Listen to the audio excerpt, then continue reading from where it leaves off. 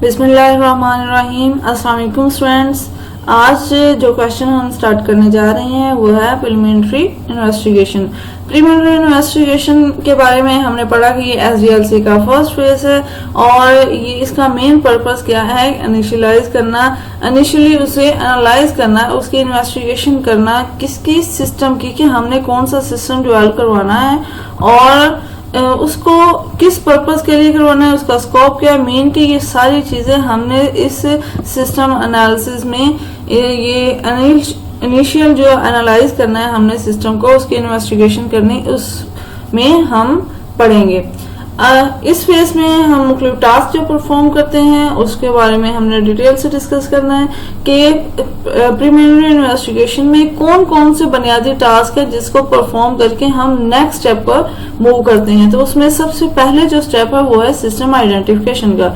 System identification, identify करना किसको, system को। इसका मतलब क्या हुआ, जैसे कि नेम से ही जाहिर है सिस्टम आइडेंटिफिकेशन, कि हमने जो सिस्टम डेवलप करना है उसको आइडेंटिफाई करना है कि आया हम कौन सा सिस्टम डेवलप करना चाह रहे हैं या हमने कौन सा सिस्टम डेवलप करना है और इसमें हम अपने फ्यूचर से रिलेटेड के कौन कौन सी चीजें जो है उस सिस्टम पर डिपेंड करती हैं। ये सारी चीजें हमने सिस्टम आइडेंटिफिकेशन में पढ़नी है। In this step, the system is identified that it is to be developed. अब इसमें क्या है कि इस सिस्टम में पूरे स्टेप में क्या किया जाता है, आइडेंटिफाई किया जाता है सिस्टम को कि कौन सा सिस्टम डेवलप करवाना है या डेवलप करना है। It is very important step because everything done in future will depend upon the basis of system identification. ये सबसे इम्पोर्टेंट स्टेप है। क्यों स्टेप है? क्योंकि फ्यूचर में इस सिस्टम से रिलेटेड तमाम चीजें जो हैं वो सारी के सारी उसी एक सिस्टम पर बेस करती हैं। फ्यूचर में जो चीज हमने परफॉर्म करवानी है वो भी सारी इसी सिस्टम आइडेंटिफिकेशन में हमने डन करवानी है कि आया हमारा जो सॉफ्टवेयर है या जो सिस्टम है वो किस हद तक जो है वर्कआउट कर सकता है या हमें फ्यूचर में किस तरह हेल्प आउट कर सकता है। उसके बाद है सिस्टम स्कोप। सिस्टम स्कोप के बारे में हमने पढ़ना है कि इसमें हमने अपने उस पूरे सिस्टम के बारे में डिसाइड करना, उसकी बाउंड्री, मेन की उसकी लिमिटेशन क्या है, सिस्टम की कॉस्ट कितनी आएगी, सिस्टम का कितने टाइम में हम एक सिस्टम डेवलप करवा सकते हैं और रिक्वायरमेंट के अकॉर्डिंगली क्या हम कॉस्ट जो है वो उसी के इक्वल ले रहे हैं या हमारा टाइम जो है उनकी रिक्वायरमेंट के अकॉर्डिंगली। तो ये सारा जो टास्क परफॉर्म करना है ये हमने सिस्टम स्कोप पे करना है। In this step the scope of the system is defined. इसमें सिस्टम का स्कोप जो है वो डिफाइन किया जाता है। इसका मतलब ये कि boundary of system is decided. System की बाउंड्री को डिसाइड किया जाता है। इसमें उसकी लिमिटेशन इन्वॉल्व है, उसके सिस्टम की कॉस्ट के सिस्टम पर कितना खर्चा आएगा, सिस्टम जो है कितने टाइम तक डेवलप हो जाएगा, ये सारा इस सिस्टम स्कोप टॉपिक में हम कवर अप करेंगे।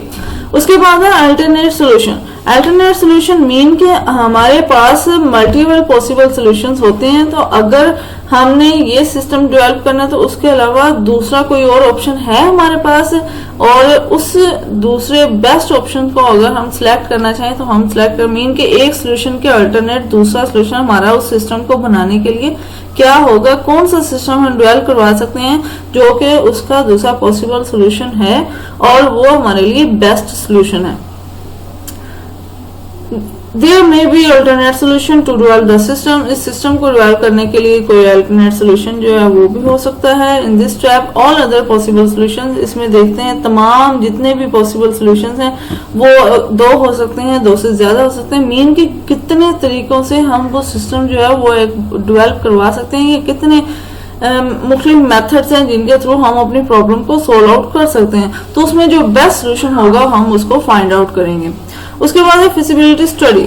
Feasibility study mean feasibility mean possibilities.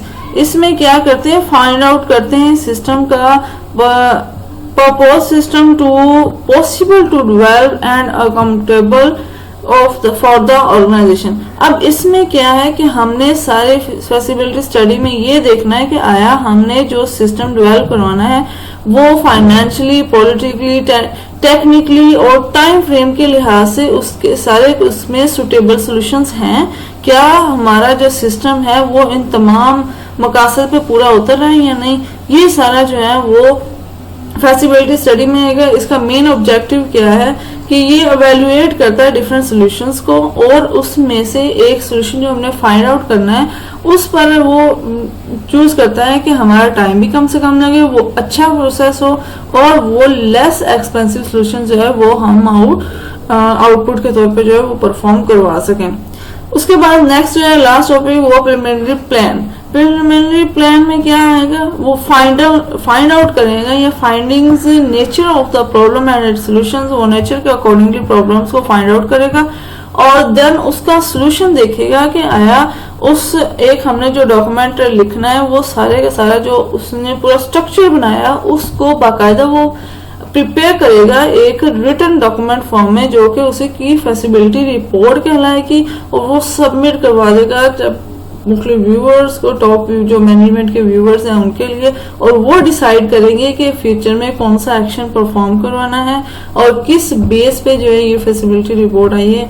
और दे में एक्सेप्ट, ये वो एक्सेप्ट भी हो सकती है रिपोर्ट, उसको मॉडिफाई भी करना पड़ सकता है, मीन चेंजिंग करनी पड़ सकती है, या वो फैसिलिटी रिपोर्ट जो है वो रिजेक्ट भी हो सकती है।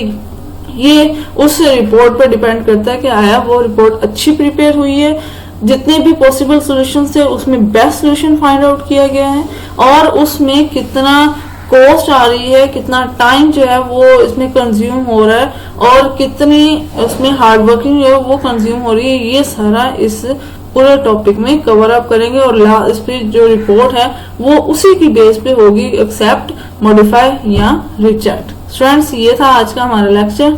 Thank you.